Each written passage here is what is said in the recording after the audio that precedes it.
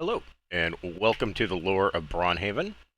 Today we're going to be talking about the history of the elven people, and uh, no conversation about the history of the elves can really um, be taken without delving into both the Fey realm and the Sylvanas forest that is found in the Braunhaven region. So, be, before recorded history, a lot of people believe that the reckoning is the beginning of time, and that is incorrect.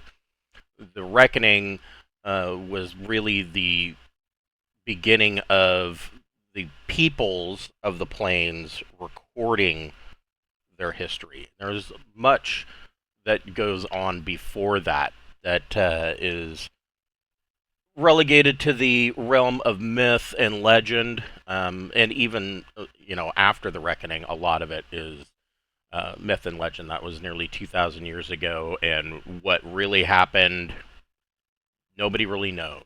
Um, but it is considered to be the beginning of recorded history. Um, Before that, uh, lived the old gods, and the other assumption is that the old gods all existed on the prime plane. That's not necessarily true either. It both is and is not.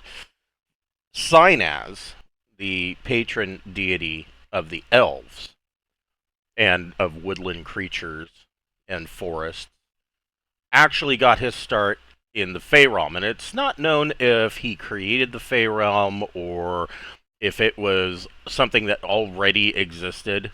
It probably came together through planar forces and created itself. But the Fey realm itself, there's a lot of things that aren't known about the Fey realm. It is impossibly large.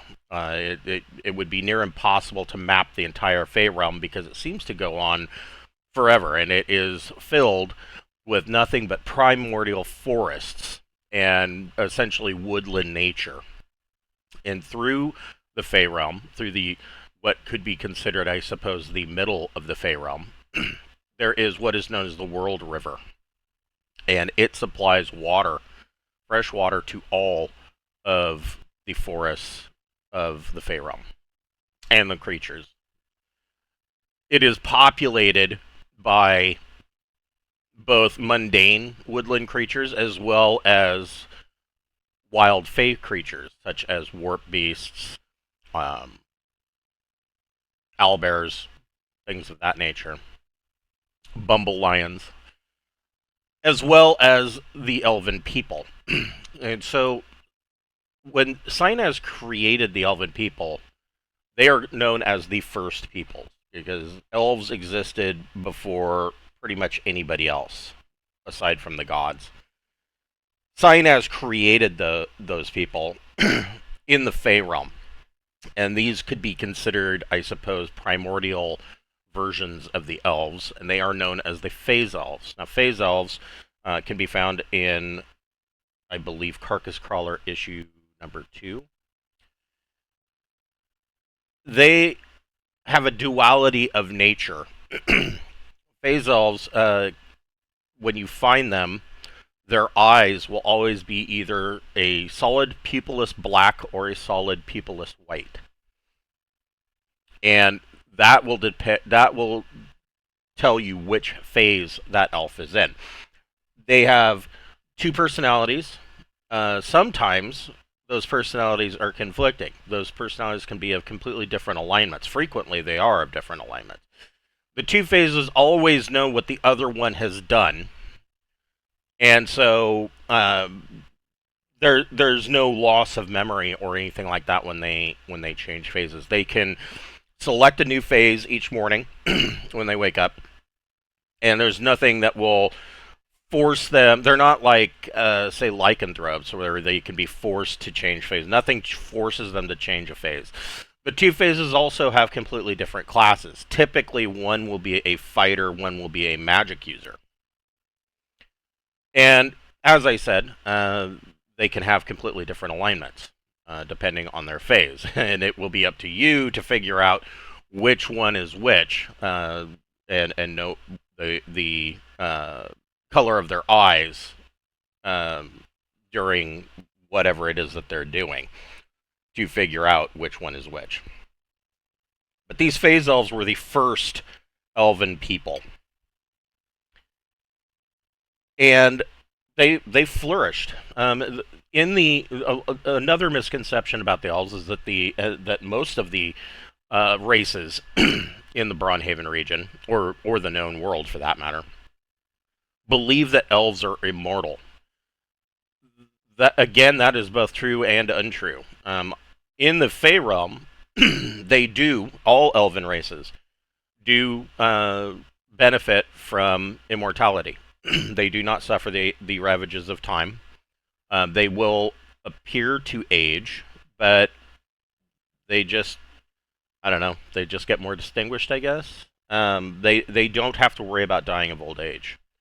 That's not to say that there aren't diseases in the Fey realm. There are, and but that won't kill them either. They might get sick and infirm for a while, but they will usually bounce back.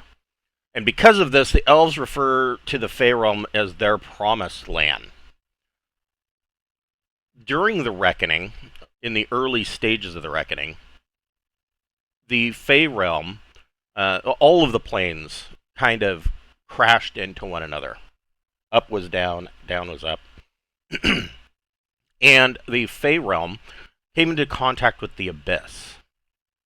And this, of course, had bad effects on the Fey realm. It allowed the demon goddess Arachnia to spread her influence in the Fey realm. She was quite excited by this. Whether or not Arachnia knew of the Fey realm's existence beforehand is questionable. The Reckoning kind of let the denizens of these other planes realize that there were other planes of existence.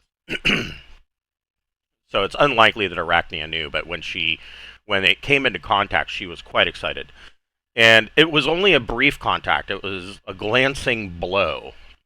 But it was enough that her influence was spread into the Fey realm. And some of these phase elves split off from the main group and started to worship Arachnia for one reason or another. I would imagine that these phase elves were probably of the more chaotic bent in the phase that they were in, but the end result was that they were warped and twisted by Arachnia, and they became the Drow over eons, millennia. They evolved into the Drow, building underground cities and splitting off from the phase elves. This didn't sit well with the primordial phase elves because these Drow were, of course, now worshipping somebody other than their patron father, Sinaz, the patron deity of the entire Fey realm. And because of this, there was quite the schism. This was known as the First Schism, and they were ready to go to war.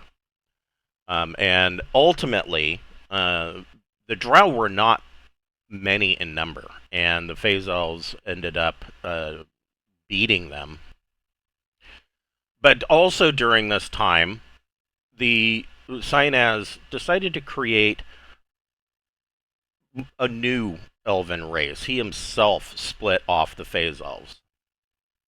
And these were the High Elves. And they were essentially known as the younger generation by the phase elves. The phase elves looked at the High Elves as children, petulant children, that they weren't nearly as elvish as the phase elves were. The phase elves consider themselves to be the pinnacle of creation, and the High Elves, of course, are are the children, and they are immature and they are less than. But the High Elves sided with the Phase Elves during the war with the Drow, and ultimately the Drow uh, would become fewer and fewer in number until during the Reckoning, the Prime Plane came into contact with the with the Fey realm, and there was a pretty big crash that happened, and this crash uh, caused some of it was powerful enough that it caused some of the landscape of the Fey realm to be transferred to the Prime Plane. Forests, creatures, and when it tore away, it kind of left these wispy trails connecting the Prime Plane to the Fey realm pretty much semi-permanently. And one of the results of this connection was the Sylvanas Forest. And the Sylvanas Forest, it is well known that it has connections to the Fey realm. You have to be very careful in the Sylvanas Forest because you may accidentally, without even knowing it, you may accidentally step into a portal and be transported to the Fey realm, and you might spend some time there, and then you'll accidentally step through a portal and end up back in the Sylvanas Forest, usually not close to where you stepped out. This makes the Sylvanas Forest a little bit dangerous because, in addition to that, because of its fey nature, the Sylvanas Forest geographically it doesn't look very large for a forest. The reality is that the once you are inside the forest tree line, the landscape will randomly change and alter itself. So if you get sucked into a portal and you get pulled to the Fey realm and you spend some time there and then you step into a portal and come back to the Sylvanas Forest in a different spot than where you left, the landscape is completely changed and you can quickly become lost. And many people who enter the Sylvanas Forest are lost. With this connection, the decision was made by the Phase Elves to just go ahead and banish the Drow, and the Drow were banished to the Prime Plane. And basically, they were told, "Hey, if you want to worship Arachnia rather than Sinaz, you can do it over here and leave us be." to the Drow, Arachnia really kind of liked this idea because here's yet another new world, and it was a ripe playground for her to spread her influence, and so the Drow pretty much accepted that, and over time, they as a race flourished for quite some time. They created an entire subterranean empire in the mythic underworld, ruling most of that until, as as would happen when with a demonic entity such as Arachnia, they ended up fighting amongst one another because Arachnia demanded more and more sacrifice of the Drow, and to the point where they had to start sacrificing themselves. There weren't enough. There wasn't enough races in the world yet, and so this caused some of these Drow realized that they had messed up in worshiping Arachnia, and there was a huge civil war that ended up decimating the Drow Empire, and 2/3 of it is now nothing but ruins throughout the underworld. The Drow still have some influence. They are clawing their way back to the top, and not all Drow, of course, are Arachnia worshippers, but for the most part, their empire was completely decimated. And the good Drow are few and far between, but there are enclaves. They where the Drow Empire still exists. It is a dour environment. Races of the underworld, will warn others to not enter that area because it is part of the Drow Empire. unless you want to become enslaved and ultimately sacrificed to spider demons. In addition to this connection with the prime plane, the high elves suddenly became very interested, as did Sinaz. And Sinaz came into the world. He came into the prime plane, into the known world, and he kind of set up shop. And as with the other old gods, he walked freely amongst the mortal realm. The high elves followed Sinaz, and they were intrigued, of course, and they followed into the Sylvanas forest in the Braunhaven region. One of the places that they came into, founding their capital city of Derzwadalek. The old gods, it should be mentioned that they did walk the world. All of them did, and um, they they would play with their races. Um, they were rather uncaring. They at times they acted like the races of mortals were their children, and at others they treated them like they were their playthings. But during this time, um, the new gods were also coming in, and because of the reckoning, the chapel of the 12 known gods, 12 elder gods, came to the known world and to the prime plane. They didn't want to walk the world as the old gods did. they they decided that because of the behavior of the old gods, that the elder gods would take a much more offhands approach. This was decided by Janus, the king, or the king of the gods, and his decree was that you weren't supposed to interact. That decree wasn't always followed, and in particular was Octus. Now, on the Prime Plane, the elves, they're not immortal, despite what a lot of people think. On the Prime Plane, that is one of the things that was taken from them, but they still live exceptionally long lives. You can sometimes find old elves that are well into their 300s.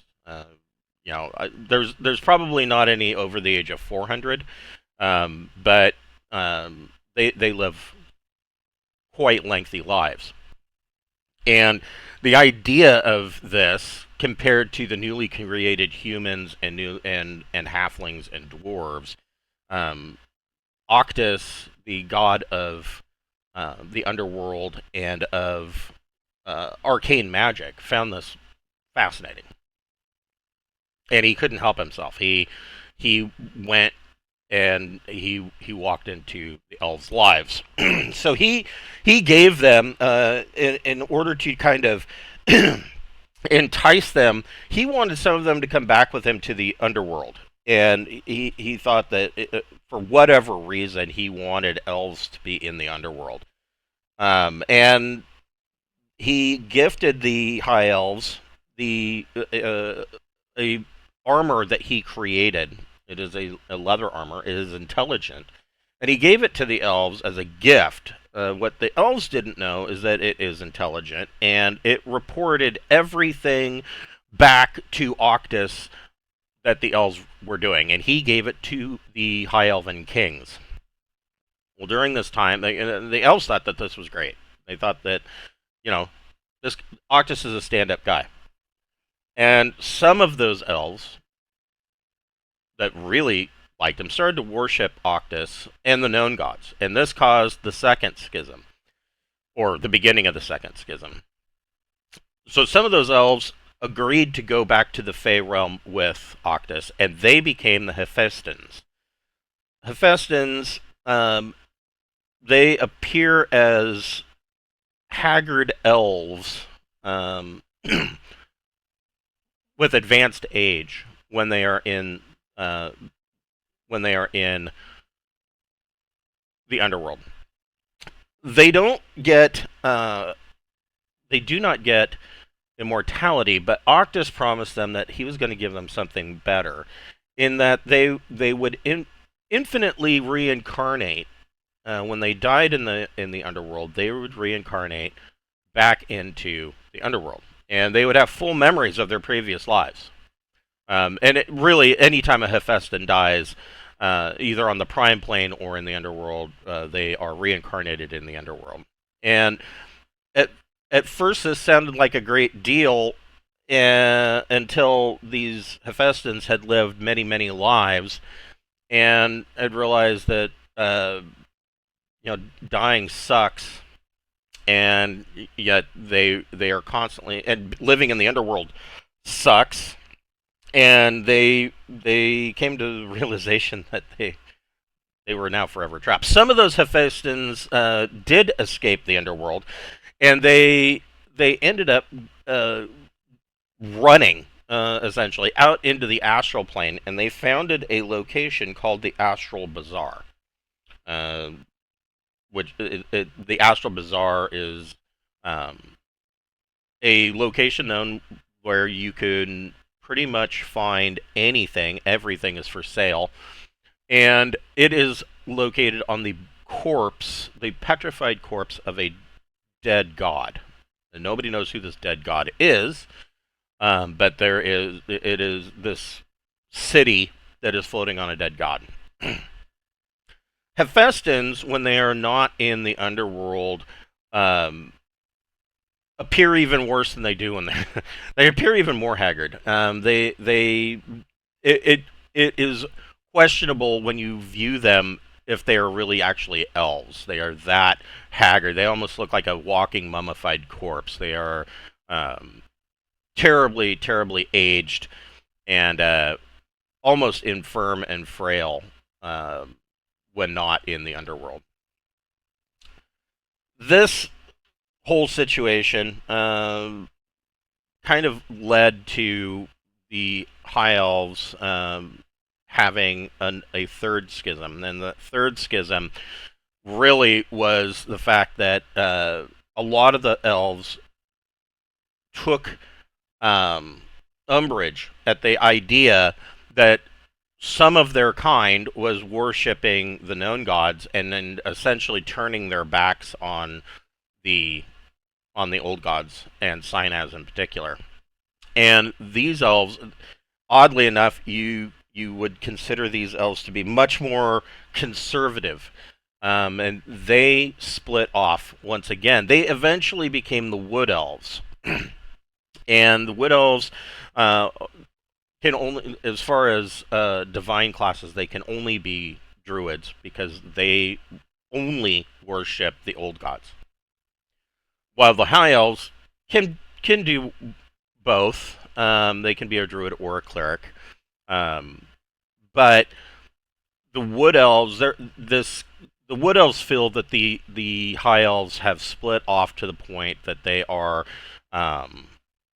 turning their backs on Sinaz and the old gods, and so they are Wood Elves are very, very conservative. They are also very nomadic. There are a few small villages set up in the forests and woods throughout the known world, but those are mostly meeting places, and the population of those areas will be transient. So there, you might come back to a Wood Elf village, many years later, and discover that none of the same people live there. It's also possible that you might come into a village and find nobody lives there, because the entire group packed up and have moved on, and the village is sitting there waiting for another group of Wood Elves to move in. They're very nomadic and very set in their elvish ways. And of course, the Phase Elves still look upon all of them as idiots. They are stupid children that are immature in the ways of the world. And so these are the three schisms of the elven races, and because of these schisms, there is a lot of political infighting, mostly in the High Elves.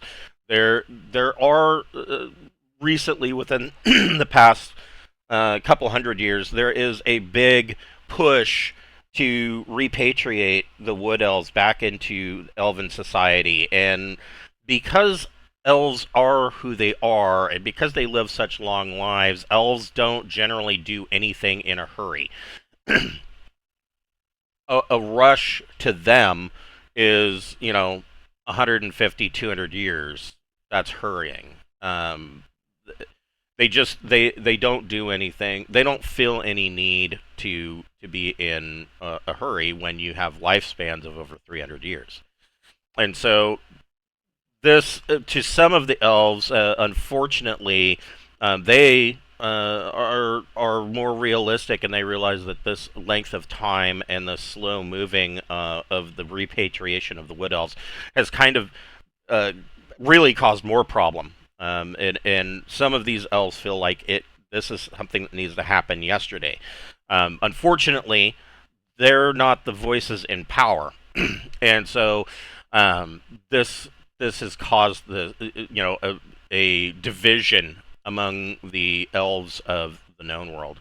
Most common elves that you're going to run into in the known world are high elves and wood elves, and of course, then there is the half elves, and half elves are really treated as second class citizens.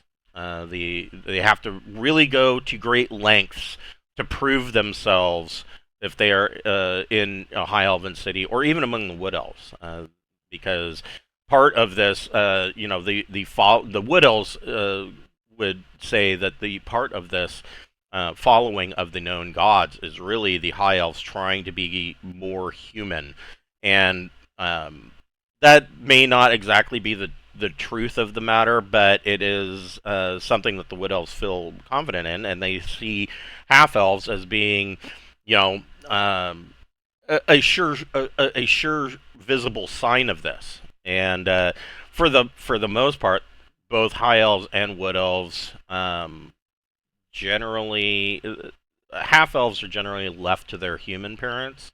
There are some cases where they grow up with their elven parents, but it is usually a very rough childhood. It is encouraged to pick on the half elves, and so, and they believe that they're helping them somehow. That they are.